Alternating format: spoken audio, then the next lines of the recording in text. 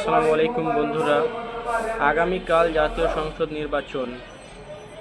এই নির্বাচন হচ্ছে দুর্নীতিমুক্ত, সন্ত্রাসমুক্ত, চাঁদাবাজিমুক্ত একটা দেশের গড়ার জন্য এই নির্বাচন।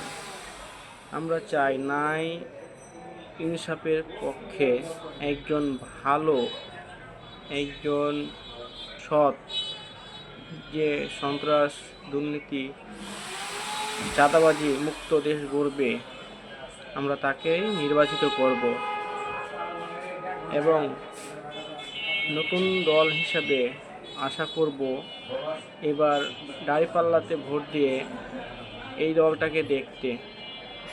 এই দলটাই যদি আমরা সাপোর্ট করি এবং এই দলটাকে জয় করার চেষ্টা করি, জয় পেয়ে যাই, তাহলে হতে পারে দেশ রক্ষক একটা দল, যে দেশের ভালো চায়, যে দেশকে ভালোভাবে রাখতে পারবে। আশা করছি সবাই বুঝতে পেরেছেন। 5ই আগস্টের পর বুঝতেই পারছেন বিপরীত দল কেমন ব্যবহার, কেমন আচরণ, কেমন করলো সবার প্রতি অত্যাচার। এই দল যদি আসে আমাদের মাঝে, তাহলে সন্ত্রাস, দুর্নীতিবাজ, চাঁদাবাজ দিন দিন বেড়েই চলবে।